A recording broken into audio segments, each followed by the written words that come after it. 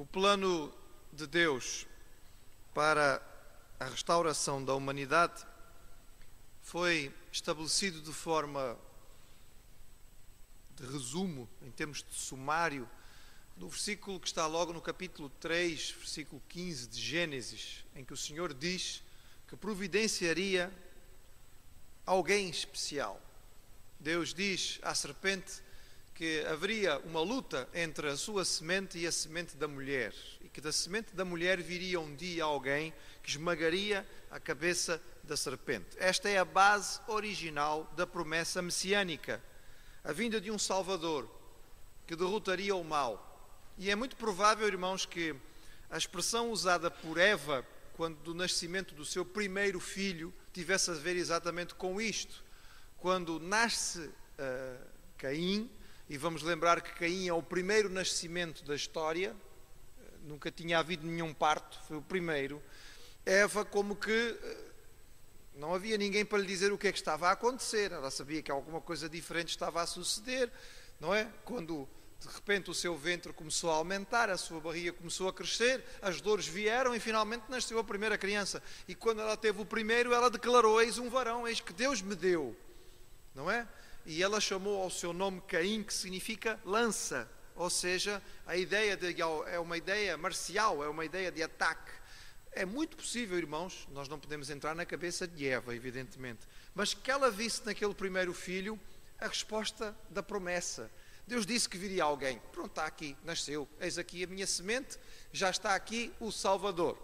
A história provaria que não era bem Caim, não é? Aliás, Caim ficou muito aquém daquilo que seria a promessa. Mas esta ideia está na mente dos patriarcas. E se os irmãos lerem a história, verão que muitos dos patriarcas tiveram esta percepção. Por exemplo, Lameque é pai de Noé. E quando Noé nasce, ele declara a respeito deste filho: este nos trará descanso. Havia esta expectativa entre aqueles que eram da linhagem de Deus, eram da descendência de Sete. Cada vez que nascia uma criança, a expectativa voltava: será este?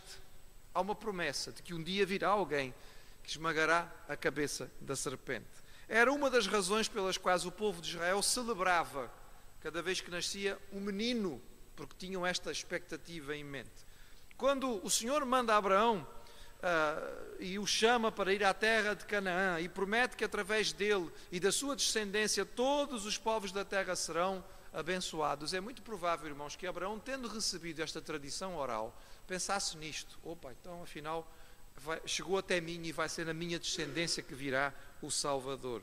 Por isso que era tão importante para ele a vida de Isaac, e foi tão significativo o nascimento deste filho, que recebeu o nome de Riso, porque a sua mãe tinha 90 anos quando ele nasceu. E se os irmãos prestarem atenção na história do Velho Testamento, os irmãos verão que de uma forma quase que sistemática o povo de Deus está sempre em risco de eliminação. Vejam só. Primeiro, nós vemos que as mulheres daqueles homens que foram escolhidos para dar início a esta linhagem de onde viria Jesus eram estéreis. Sara não tinha filhos. Foi preciso uma intervenção milagrosa de Deus. Mas depois Isaac vai casar com uma jovem, Rebeca, também não tem filhos. Rebeca também é estéril, também demora imenso tempo para finalmente ter filhos. Depois, finalmente, Jacó, de fato, acaba por ter 4 esposas, ou pelo menos 2 esposas e 2 concubinas. A sua amada também não tem filhos, mas de qualquer maneira ele agora tem vários e há uma perspectiva da linhagem seguir. Mas logo depois, quando ainda estamos falando sobre a família de Jacó estabelecida na terra, há uma fome, lembram-se? Uma fome grave, uma fome grande, uma fome que ameaça a toda a população que está vivendo em Canaã. E a família de Jacó é ameaçada gravemente por esta fome. São salvos por aquele filho que tinha sido enviado na frente para o Egito, José. E José depois vai dizer: foi por isso que Deus me permitiu que eu viesse. Vocês fizeram por mal, mas Deus tinha esta ideia em bem. Então eles vão para o Egito e são salvos ali. Mas logo a seguir, aquele local de salvação torna-se local de perdição. Porque os egípcios voltam-se contra o povo de Israel, os faraós têm raiva do povo de Israel e decretam uma lei: é proibido terem meninos. E esta lei do faraó, esta ordem, este decreto, é um decreto para a exterminação do povo. Se não houvesse mais homens, eles deixavam de existir como povo. E o povo de Israel é escravizado e colocado sobre este peso. Mas o Senhor não permite que isto aconteça. Os meninos continuam a nascer. E de um modo especial, Moisés, vai ser usado pelo Senhor como libertador. Mas logo que o povo sai do Egito, os irmãos lembram-se o que acontece? De repente eles estão diante da extinção outra vez. Estão ali, diante do Mar Vermelho, tem montanhas de um lado, montanhas do outro e o exército de Faraó por trás. E mais uma vez o Senhor intervém e abre milagrosamente o mar para que eles possam passar. Mata as tropas do Faraó. Ok, escapamos. Mas agora estamos num deserto. Onde é que vamos arranjar comida e água para tanta gente no deserto? E o povo vive sob esta ameaça. Será que vai sobreviver nestas circunstâncias? E como se não fosse suficiente, está num deserto onde não há o que comer e não há o que beber, são atacados. Lembram-se dos amalequitas? Falamos deles na semana passada. Atacaram violentamente e sem razão o povo de Israel. E o Senhor sistematicamente vai salvando o seu povo. Ainda no deserto nós vemos que há povos que impedem a passagem do povo de Israel, obrigam-nos a dar uma volta muito grande. Os moabitas chegam a contratar um grande profeta para amaldiçoar o povo de Israel. Não sai nada certo, não é? As maldições de Balaão saem pela culatra e acabam sendo bênção. Finalmente o povo chega à terra prometida. Ok, agora vamos descansar. Pois, mas a terra prometida tem povos fortes. Os cananeus têm cidades moradas. O povo não está acostumado a lidar com estas coisas. E entramos então naquele período de conquista, mas também de ameaça. O período dos juízes. Vem quantos povos ameaçam destruir o povo de Israel durante a época dos juízes. São vários os povos que ali aparecem de forma fortificada. Por exemplo, os filisteus, os midianitas e mesmo outros povos de Canaã ameaçam destruir o povo de Israel. A tribo de Benjamim, no fim do livro dos Juízes, chega a ser praticamente extinta. Não sobraram homens em Benjamim suficientes. Foi preciso, não é, arranjar dos poucos que sobraram, mulheres para eles casarem, porque senão a tribo de Benjamim seria extinta. Depois, na época do sacerdote Eli, Israel sofre uma derrota tão pesada contra os filisteus que, mais uma vez, há uma ameaça de destruição. Usa-se mesmo o nome, a glória do Senhor se foi, não é? A glória do Senhor se foi. Enfim, e depois de tudo isto, irmãos, quando os reis estabelecem-se e parece que Israel vai vicejar, afinal o povo se volta contra Deus. E nós temos o exílio, primeiro na Assíria e depois na Babilônia. Será que o povo vai desaparecer? Não. São levados para o exílio e florescem. Frutificam, tornam-se um povo próspero. E agora que eles são prósperos no Império da Pérsia, Esther capítulo 3, mais um plano para exterminar o povo do Senhor. Vamos ler, irmãos. Esther capítulo 3. Vimos na semana passada o surgimento do primeiro Hitler, disse eu aos irmãos, ou se calhar Hitler foi o segundo Amã, tanto faz, como o irmão quiser interpretar. Mas temos aqui um príncipe amalequita que quer destruir o povo de Israel por raiva a Mardoqueu. E vamos ver então qual era o seu plano. Diz assim, a partir do versículo 7 do capítulo 3 de Esther. No primeiro mês, que é o mês de Nissan, no ano do 10º do rei Assuero, se lançou o pur, isto é, a sorte, perante Amã, de dia em dia e de mês em mês, até o 12º mês, que é o mês de Adar. E Adã disse ao rei Assuero, existe, espalhado, dividido entre os povos, em todas as províncias do teu reino, um povo, cujas leis são diferentes das leis de todos os povos, e que não cumprem as leis do rei, pelo que não convém ao rei deixá-los ficar. Se bem parecer ao rei, escreva-se que os matem, e eu porei nas mãos dos que fizerem a obra 10.000 talentos de prata, para que entrem nos tesouros do rei. Então tirou o rei o anel da sua mão, e o deu a Amã, filho de Amedata, a Agagita, adversário dos judeus. E disse o rei a Amã, esta prata te é dada, como também este povo, para fazeres bem o que dele te parecer aos teus olhos.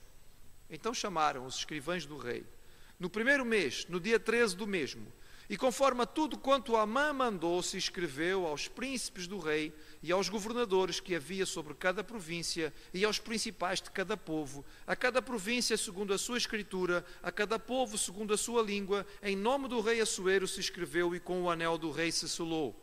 E as cartas se enviaram pela mão dos correios a todas as províncias do rei que destruíssem, matassem e lançassem a perder a todos os judeus, desde o moço até o velho, crianças e mulheres, e em um mesmo dia, a 13 do 12º mês, que é o mês de Adar, e que saqueassem o seu despojo.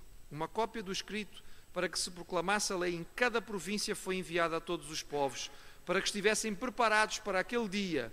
Os correios, pois, impelidos pela palavra do rei, saíram, e a lei se proclamou na fortaleza de Susã. E o rei e Amã se assentaram a beber. Porém, a cidade de Susã estava consternada. Aqui está o plano, irmãos. Os persas eram personagens muito supersticiosos. E Amã não foge à regra. Ele não tomava decisões sem primeiro consultar a sorte. Não é propriamente uma novidade, não é, irmãos? Nós encontramos a história, é cheia disto. Por exemplo, Alexandre o Grande, a cada lugar que ele ia, procurava os oráculos próprios da terra. Os romanos eram tão supersticiosos que eles até tinham augures, que eram elementos escolhidos, 12 ao todo, para lançarem as sortes. E as sortes entre os romanos eram lançadas através do sacrifício de alguns animais e da observação do fígado destes animais. Júlio César, só a propósito, também foi augur. Era um dos que podia deitar a sorte para saber o que é que ia acontecer. Mas não é preciso ir tão longe, irmãos. Até em personagens modernos, famosos, do nosso conhecimento, isso se fazia. O presidente norte-americano Ronald Reagan ficou conhecido pela consulta a horóscopos e a adivinhadores e não tomava decisões de Estado sem que os seus adivinhos particulares lhe dissessem o que fazer. A expressão pur, no singular, depois os judeus irão usá-la no plural para dar um nome ao momento e à ocasião, purim. A expressão pur significava sorte. Era lançar uma espécie de dados ou alguma coisa do género para tentar perceber o que é que ia acontecer, e eles assim o fizeram para poder tomar a decisão em que ocasião as coisas deviam acontecer. Reparem, irmãos, no pormenor, são pormenores que chamam a atenção. Diz aí que foi no primeiro mês do ano. É muito interessante isto. E porquê, pastor, que isto é interessante? É muito simples, irmãos. Não sei se os irmãos se lembram, mas o primeiro mês foi estabelecido, aqui o primeiro mês do calendário judaico. E o primeiro mês do calendário judaico foi estabelecido para começar a contar a partir do momento em que o povo foi liberto do Egito. Era a época da festa da Páscoa. Enquanto eles estão a festejar a libertação de uma ameaça enorme do passado, há um grande inimigo que está a planejar a sua destruição no presente. Isto parece, não é? Isto parece interessante de nós prestarmos atenção e lembrarmos uma coisa, irmãos. Nós já cantamos no hino que iniciou este culto: o inimigo ataca sem parar. Ele não precisa dormir, irmãos. Nós ficamos cansados, ele não. É por isso que nós precisamos depender de um Deus que a Bíblia diz que não dorme nem tosqueneja, nem dormita. Nós dormitamos. Às vezes o pastor é um bocadinho mais prolongado no seu sermão e às vezes nós dormitamos. Mas o nosso Deus não dorme, irmãos. Nós podemos confiar nele e precisamos confiar nele. Enquanto eles estão a festejar, os israelitas estão a festejar uma libertação, já o inimigo prepara uma grande destruição. E fica marcada então a data, 11 meses depois, do dia 7 de abril do ano de 474, a sorte tinha caído. Ela foi lançada em março e caiu em abril do ano seguinte, portanto haveria cerca de um ano, aproximadamente, para que Amã pusesse em prática o seu plano e fizesse tudo aquilo que estava em sua mente. E vejam então, irmãos, como este príncipe é astuto e conhece o seu rei. Ele conhece Assuero. Ele conhece. Ele não chegou à posição que chegou por acaso. Ele sabe manobrar, ele conhece de política. Ele sabe que Assuero é um homem temperamental. Ele sabe que Assuero, apesar de ser o homem mais importante do mundo, tem sérios problemas com a autoridade. Lembram-se da reação um pouco descabida que ele tem quando da atitude da rainha Vasti. Vasti pôs em causa a autoridade do rei, ele ficou logo todo nervoso, teve que tomar logo uma posição extrema, porque apesar de ser o dono do mundo, ele parece que ainda não se sente 100% seguro. Portanto, este príncipe sabe isto e vai usar esta informação a seu favor. Mas ele também sabe que Assuero é um homem preocupado com o luxo, com a riqueza, e que por isso nunca há cofre, o cofre nunca está suficientemente cheio, nunca há ouro e prata suficiente no cofre. Há sempre uma preocupação na mente de Assuero se vai realmente haver suprimento para tudo aquilo que ele precisa, e os gastos do seu império eram brutais. Vamos lembrar que há não muito tempo ele tinha feito uma grande campanha para tentar conquistar a Grécia. O dinheiro que foi gasto deve ter feito um déficit enorme no orçamento. E certamente ele ainda estava a lutar com esta situação. Portanto, este homem, este príncipe, sabe estas coisas. Então ele vai ter com o rei e ele usa exatamente estes dois argumentos. Primeiro, ele põe em causa a autoridade do rei. Os irmãos veem que ele é muito sutil. Ele não chega a dizer o nome do povo. Há um povo. Há um povo. Nós temos de ter muito cuidado, irmãos, quando nós utilizamos uma expressão generalizada para falar de qualquer povo. Porque sempre que nós generalizamos, estaremos caindo em erro. Não existe nenhum povo no mundo que seja perfeito. Em todos os povos da terra há gente boa, em todos há gente má. Em todos os povos da terra há gente extraordinária, fiel, leal, honesta, com uma capacidade extraordinária. Em todos os povos da terra há crápulas, há indivíduos que são, de facto, não merecem o ar que respiram, em todos os povos da terra. Mas ele vai ter com o rei e ele generaliza. Rei, há um povinho,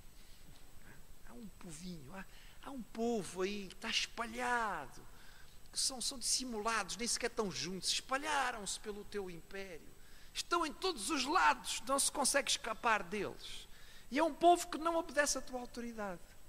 Ele sabe que isto é um tema sensível para o rei. Eles não obedecem às tuas leis. Têm leis próprias. Tens as tuas leis, as tuas regras, tu com a tua sabedoria, o teu poder as estabeleceste, mas este povo não cumpre as tuas leis. Faz as coisas à sua maneira. Rei, convenhamos, não fica bem. Um imperador como tu, o rei da Pérsia, não é? Então se a tua rainha, quando portou-se mal, foi despachada, vais deixar um povinho destes andar por aí, todos os dias a desobedecer a tua lei e não vais fazer nada. Não convém. O rei, desculpe lá, não convém. Pronto, mas isto não chegava provavelmente. Então ele usa a segunda estratégia, o segundo argumento do seu discurso é: então vamos fazer o seguinte, rei, vamos eliminar este povo. Mas olha, se nós eliminarmos este povo, o despojo vai ser grande. Eu garanto ao rei que no mínimo 10.000 talentos de prata. Isso talvez não diga nada ao irmão, mas talvez eu possa ajudá-lo um bocadinho. O PIB, o Produto Interno Bruto do Império Persa, por ano era de aproximadamente 15.000 talentos de prata. Era o que eles conseguiam recolher de impostos ao longo de um ano. O Império Persa recolhia impostos ao longo de um ano de aproximadamente 15.000 talentos de prata. Este ministro, de uma tacada só, ele está prometendo ao rei um acréscimo de 2/3 nas entradas do ano. O que o irmão acha que o rei pensou? Onde é que este ministro estava escondido, não é? Precisava deste homem há mais tempo. Os irmãos já viram o que é que isto ia acontecer? Se fosse no nosso tempo, isto saía nos jornais logo no outro dia, era a primeira notícia. O ministro fulano de tal arranjou uma forma de aumentar em 2/3 o PIB de um ano para o outro. Nunca se viu na história. Era uma jogada fantástica. É claro, à custa da destruição de um povo inteiro. Mas isto nunca foi problema para Assuero. Ele era um homem duro. Nós podemos ler na história que foi um homem cruel. Não era um homem propriamente preocupado com uma boa governação. E, portanto, esta proposta veio na medida certa para que o rei Assuero, também conhecido como Xerxes, aceitasse aquilo que é proposto. Precipitadamente, aliás, parece que Assuero só age precipitadamente, ele aceita a proposta. Impulsivamente, também era sempre assim que ele fazia, ele entrega o seu anel, símbolo maior do seu poder. Este homem que tem tanto poder parece que não sabe usá-lo. Os irmãos lembram-se outra vez de Vasti? Há que tomar uma decisão. Ele tomou a decisão? Não. Ele entregou a decisão aos seus conselheiros. Ele não tomou a decisão. Ele perguntou aos conselheiros: então o que é que eu faço? O rei faz assim. Está bem, vou fazer. E agora o que é que ele faz? Ele entrega o anel. Irmãos, isto era... o anel era o símbolo pessoal dele. Mas ele entrega a Amã de uma forma, não é, despreocupada, irresponsável, porque ele tomou uma decisão por impulso, ele entrega, e logo a seguir o que é que ele faz? Festeja, antecipadamente, a entrada desta fortuna extra nos seus cofres. Aliás, festejar antecipadamente parece que é uma prática de Assuero, e ele não aprendeu nada com a campanha grega. Lembram-se, disse aos irmãos, que o livro começa com uma grande celebração, que é a festa que Assuero dá antes das suas tropas irem conquistar a Grécia. Antes de conquistar a Grécia, eles festejam a conquista da Grécia. Não deu muito certo, não é? E agora, antes de entrar o dinheiro, ele já está a festejar. Ou seja, este homem de facto não aprende nada. Ele erra, mas infelizmente não aprende. Bem, devemos nós ter cuidado também, porque temos que aprender com os nossos erros. E esta é uma lição importante da história. Ou seja, Amã tem tudo a postos. Ele prepara então o decreto. Os irmãos, não sei se perceberam no decreto, mas o decreto é redundante, para não dizer outra coisa. Eu não sou legislador, mas acho que não era preciso repetir tantas vezes a mesma ideia. Mas se os irmãos verem o decreto, ele diz assim: que se destruíssem, matassem e lançassem a perder. Ou seja, ele parece que não é só o suficiente matar. Um grita mata, o outro diz esfola, não é? Ele está aqui mesmo, ele não fica por pouco. Olha, que se destruam, que se matam, mas destruir e matar não é a mesma coisa. Mas não, ele coloca 3 palavras que essencialmente dizem a mesma coisa. E para que não ficasse dúvida, ele acrescenta e diz: desde o moço até o velho, crianças e mulheres. Se os irmãos lerem a lei que Deus deu a Saul para exercer em relação ao povo amalequita, que era o povo de Amã, talvez haja algum eco de resposta aqui por parte de Amã. Foi assim que tentaram com o meu povo, é agora que eu faço também com o povo de Israel. E ele manda, através da hierarquia, todos os estudiosos da época reconhecem que aqui está descrita a hierarquia que existia no Império da Pérsia, os príncipes ou reis, portanto eram reis menores dos reinos que estavam espalhados pelo Império. Depois, dentro destes havia governadores, que eram os chefes das várias províncias, e depois os governadores havia os chefes locais. E a todos estes foi enviada esta lei para que não houvesse nenhuma falta. Além da eliminação do povo, no mesmo dia se saqueava tudo aquilo que lhes pertencia. Mais uma vez, irmãos, não precisamos ir muito longe para lembrar o saque feito ao povo de Israel. Os irmãos sabem porque é que a Suíça é tão rica? Entre outras coisas, porque ficou com o saque que os alemães fizeram durante a Segunda Guerra Mundial ao povo de Israel. Foi para lá parar a maior parte das coisas, não é? Não é à toa que aqueles bancos têm as condições que têm, mas vão ter que dar contas ao Senhor na sua devida hora, no seu devido momento. Aqui todo o palco está armado, a lei está feita, todos os cantos do Império são informados, não há como impedir que isto funcione, foi anunciado em todas as línguas, e o peso da crueldade, do racismo é tão grande, diz o texto sagrado, que a capital, a cidade de Suzã, ficou perplexa, ficou consternada. Enquanto no palácio se festeja, em Suzã estão todos de boca aberta. Não é só pela maldade em si, mas certamente os outros povos que faziam parte do Império Persa, e os persas eram caracterizados pela sua tolerância em relação aos povos. Eles costumavam tolerar. Mas esta atitude leva certamente todos os outros povos que estão ali representados a pensarem: bem, vai acontecer com eles hoje? Se a barba do teu vizinho está de fogo, é melhor pôr a tua barba de molho. É mais ou menos esta a ideia. E há aqui este espírito e este peso. Irmãos, diante de uma força tão grande, diante de um rei tão insensato, diante de um príncipe tão cruel, diante de uma lei que é universal e que não se pode revogar, a pergunta fica: o que é que se pode fazer? O que é que se pode fazer? Se os irmãos quiserem saber o que é que se pode fazer, na semana que vem, a esta hora, se Deus nos der vida e saúde, nós estaremos aqui para começar a ver o que é que se pode fazer. Mas posso dizer aos irmãos que tudo vai começar por algo extremamente simples, que está ao alcance de todos nós e que nós, infelizmente, desprezamos de forma sistemática, que é a oração. Que é a oração.